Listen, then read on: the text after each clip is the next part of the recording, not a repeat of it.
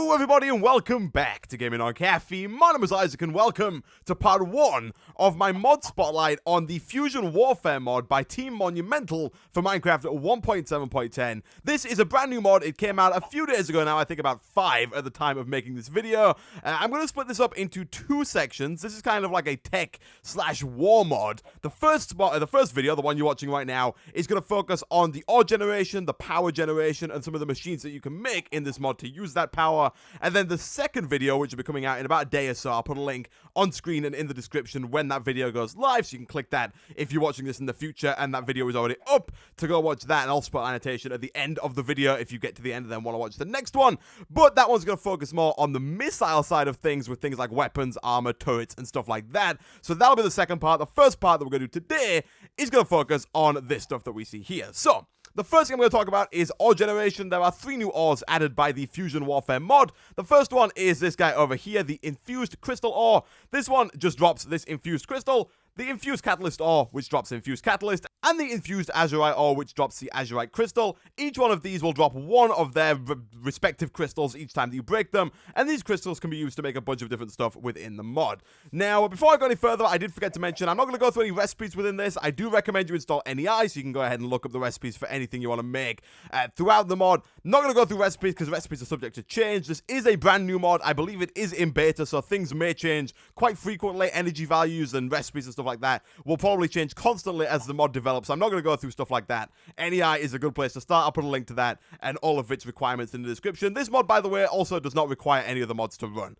So the first thing that you're going to want to make when you start with Fusion Warfare is this little guy over here, the infusion table, which looks kind of like a crafting table, but like kind of techified.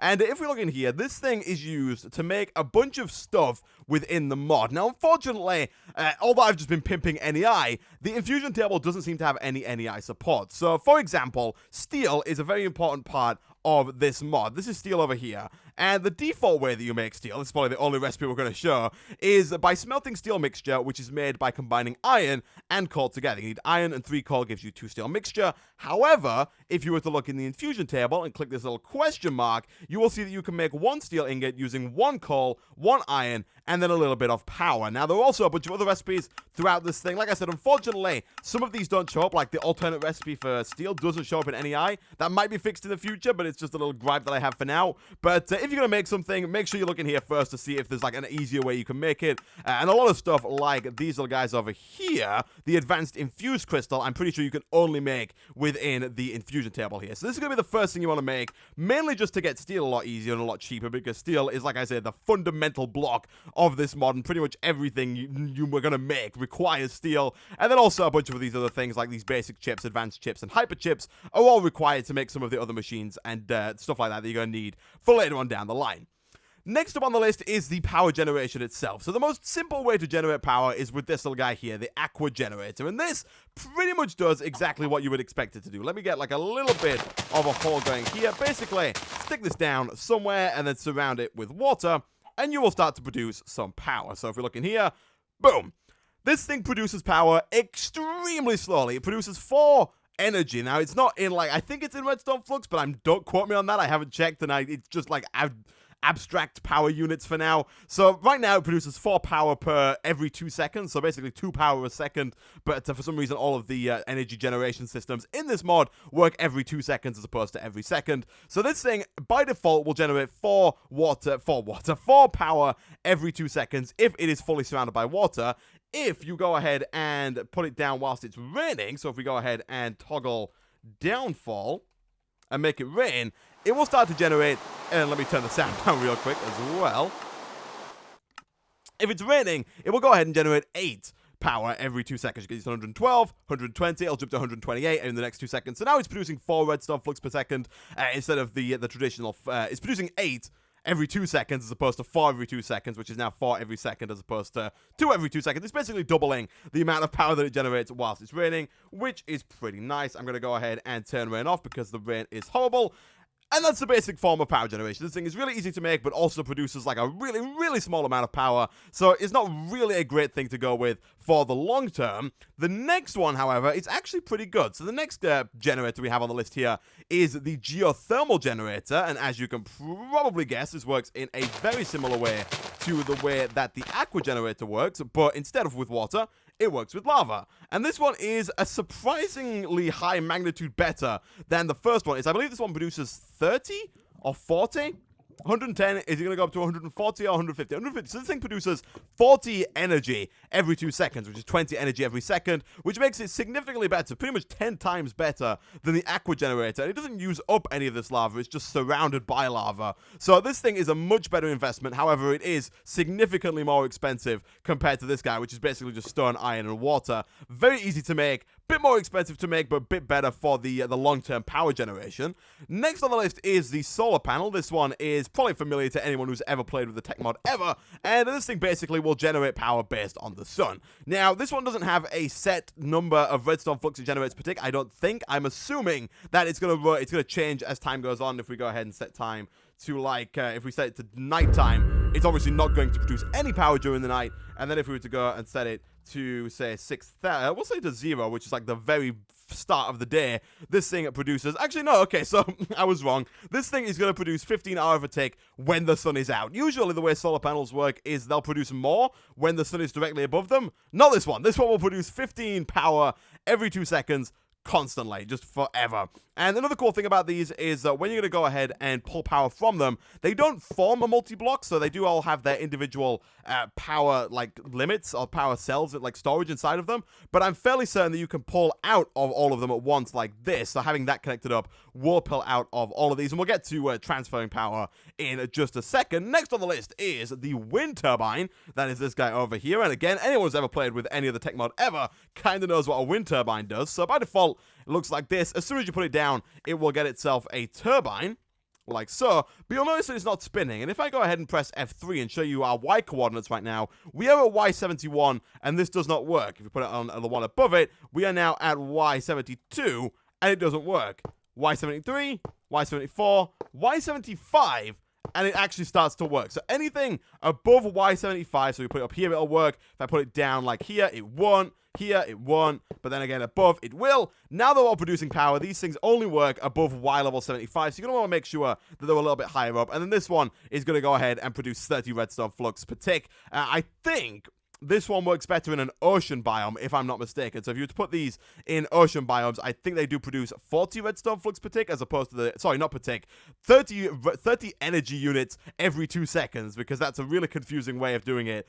Redstone flux per tick, there were 20 ticks in a second, so really strange way. It's a really weird that they didn't use a normal, like, standard unit of measure for the energy. But anyway, this thing produces 30 fusion warfare units of energy every 2 seconds, so 15 every second.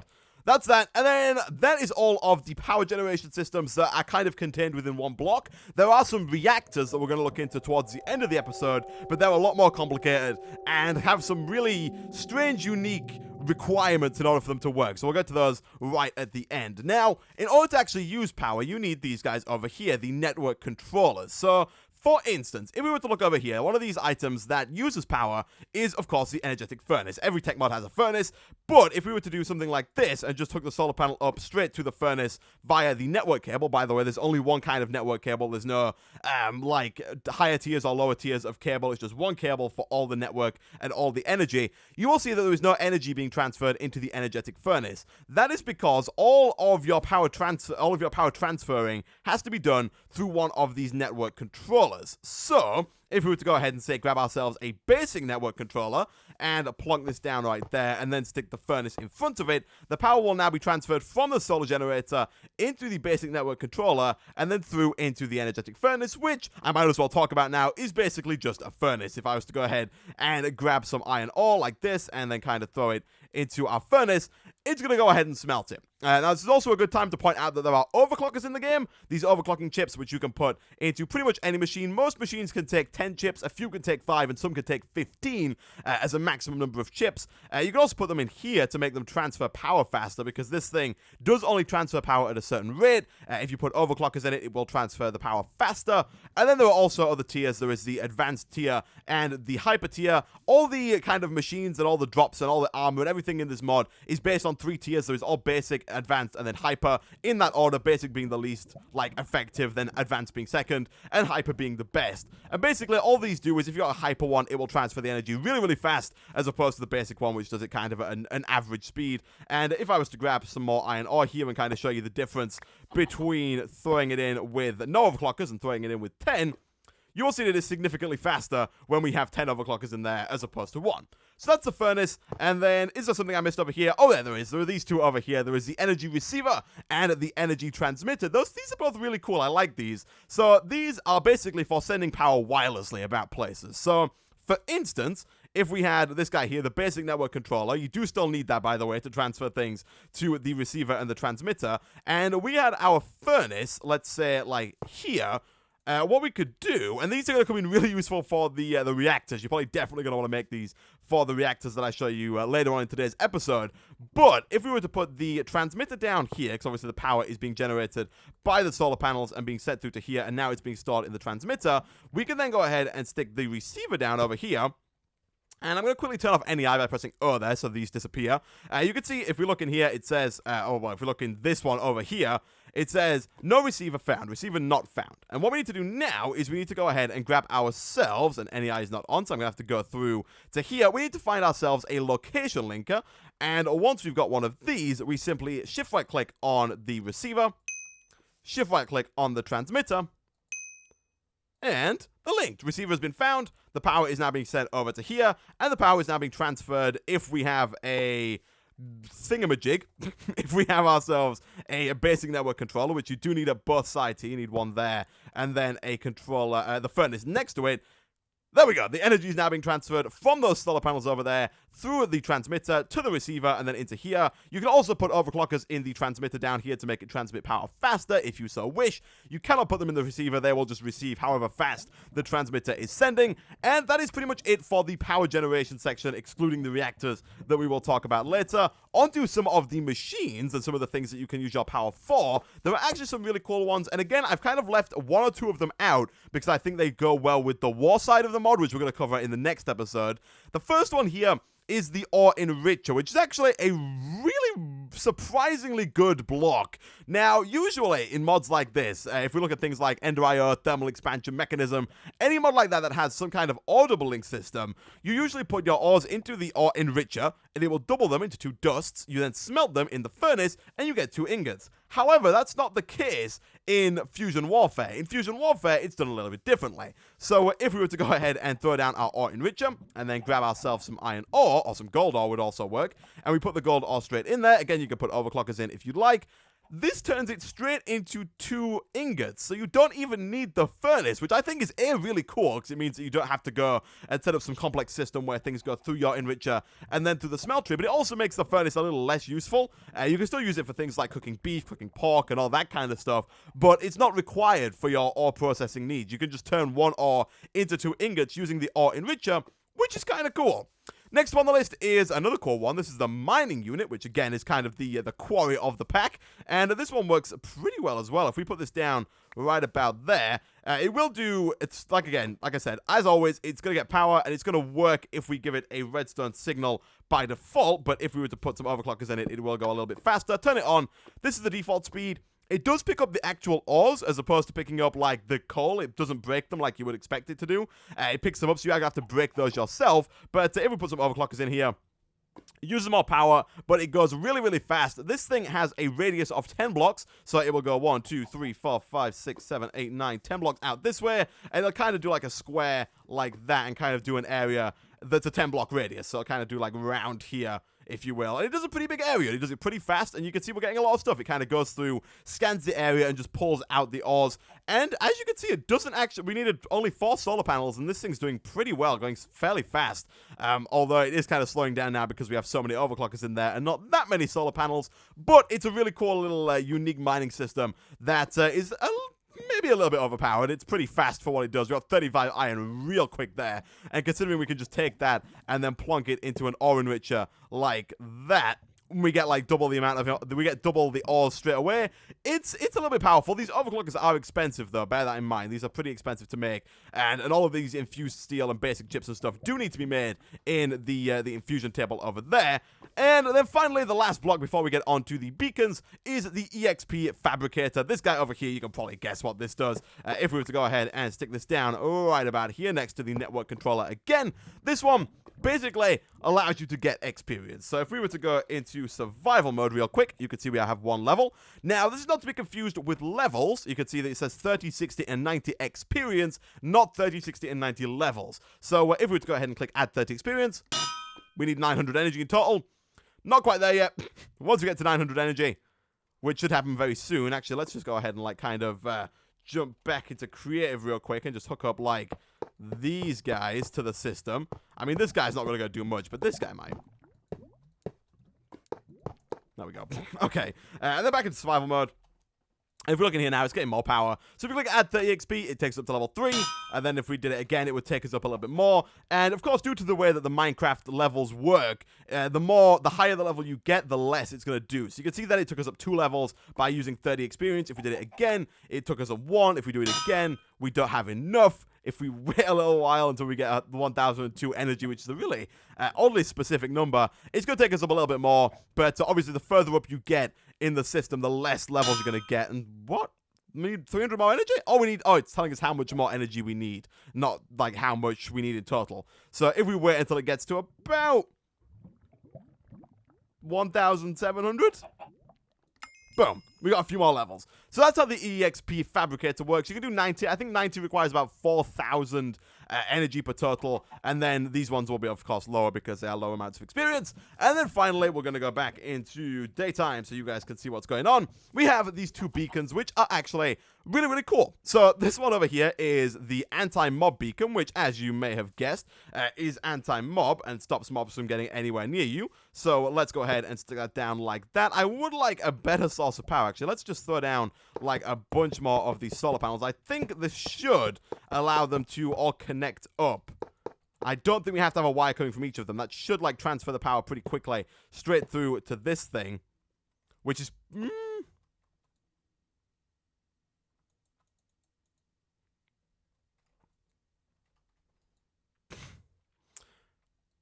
yeah, it seems to be taking the power of all of them and sending them through to here. Now, they don't produce a lot of power because obviously they are passively generating solar panels, but they're producing a fair amount. And then if we were to go ahead and, of course, grab another one of these, we'll use the advanced network controller for this one, stick it down like that, and then connect all these up again with cables. Don't forget, you do need to have the... we'll do that. Actually, we don't need that, do we, if we've got the other one. You do need to have yourself a network controller somewhere in there in order for it to work. Right now, it's not doing anything. If I was to go ahead and grab, say, a zombie and just whack this down like there, that zombie's just going to live on its life fine. Nothing's going to happen to it. If we were to go ahead, apart from it's going to burn because it's daytime, but if we were to go ahead and turn this on, it will start spinning, and any mob within the area should, if I go into survival mode, begin to disappear. Look at that. Boom. It actually just gets rid of the zombies. It gets rid of any mobs within its area. It's got a fairly large area here. If I go ahead and grab a few more zombies and kind of stick them over here, you will see that they do kind of disappear. You can see the radius is enough to get rid of the zombies over there. So if you were to stick one of these in your base, you would be fairly confident. Let's see, how far out can we get these? If you could be fairly confident. We're not in peaceful, by the way. We are in normal difficulty.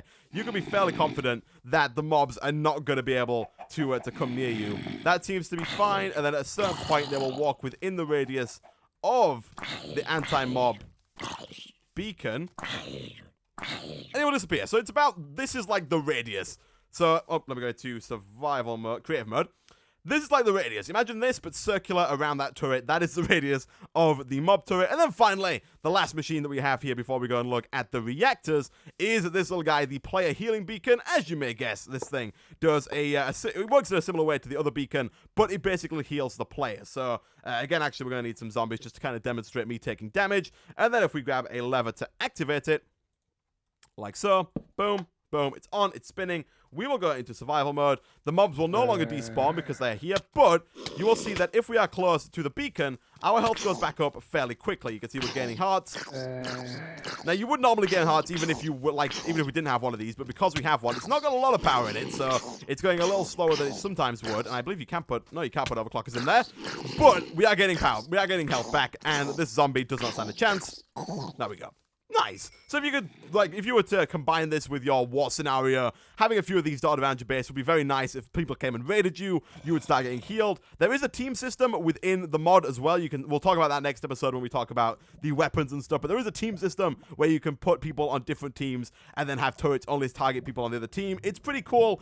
But with that is all of the blocks and all of the power generation in the tech side of the mod. The next thing I want to talk about is the reactors, or I was going to call them big reactors then, but they're not. They're just the reactors of the mod. Now, like I said, they have some weirdly specific requirements in that they have to be placed under the ocean in order for them to work. So what I'm going to do here is, first of all, I'm going to go into peaceful mode, so that guy just goes away. And second of all, I'm going to show you how to build these reactors. I'm going to show you how to build them on land. But then I'm going to go ahead and move over to underwater and kind of show you how they look once they are fully submerged in water. So the first reactor is the more basic of the two, and that is just a simple square reactor that looks something like this. It's a 5x5.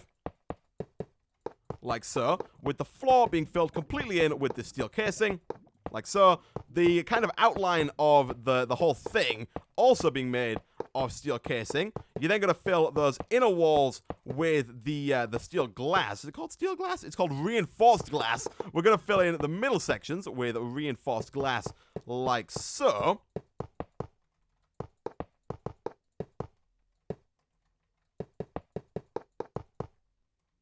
And then right in the center, right there, you want to put the reactor core. Nothing else goes around it. And then right on the top here, after you've filled the top in with the glass. Oh no, the top is not glass. The top is just simply more reactor casing, much like the bottom.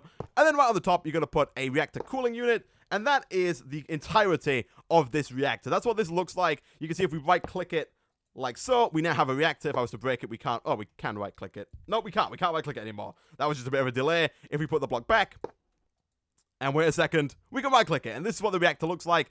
We cannot do anything with it just yet because, of course, it's not submerged in water. The idea here is that the reactor cooling unit is going to pull from the water above it because it has to be under the ocean, and it's going to fill up this little tank here and cool down the core because, of course, it gets very hot. It is a reactor, and it does produce quite a lot of power.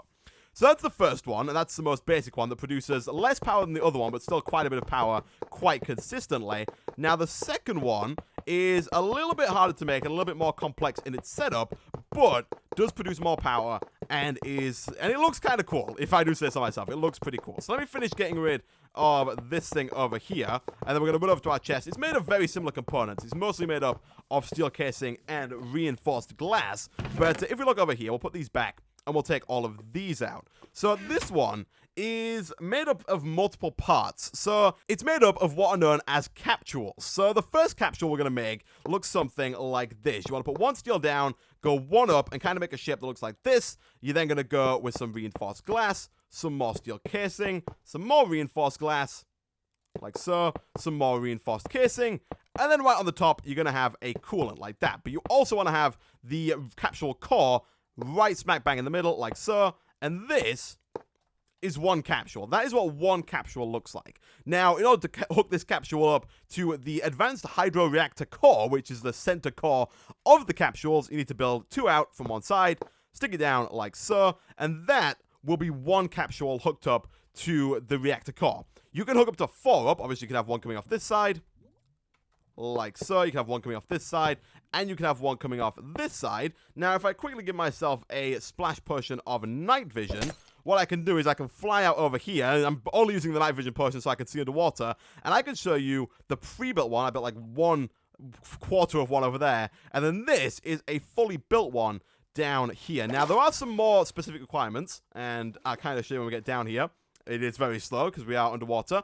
But both of these have to be built, I believe this one has to be built at least 15 blocks below the surface of the ocean. So you do have to build it significantly far down. And then the other one, I believe, has to be built at least 20 blocks below the surface of the ocean. They might be the other way around, but at least basically 20 blocks for both of these. For this one, you can see we're at Y level 35. And if we were to go all the way up to the surface, we are at Y level 62-ish, so this is more than 20 blocks down. So it should definitely work. And then if we right click here, you can see capsules. It says 4 of 4. If I was to disconnect one, it should change and say capsules 3 of 3. We can hook that back up. And now if we were to go back over to the mod and grab ourselves one of these advanced infusion catalysts and throw them in to here, you will see that it starts to wear away and this thing starts to produce power. So this is how these underwater reactors produce power. The other one works in exactly the same way. They all run off of these advanced infusion catalysts. You can throw these in here. Then we'll go through them one at a time, burn up they'll kind of have this durability here that will wear down as time goes on, and it will turn them into power. I believe this one can produce 200,000 power over the course of one of these crystals, so it lasts a heck of a long time. You can see that 200,000. That should fill up once one of these advanced infusion catalysts has run out.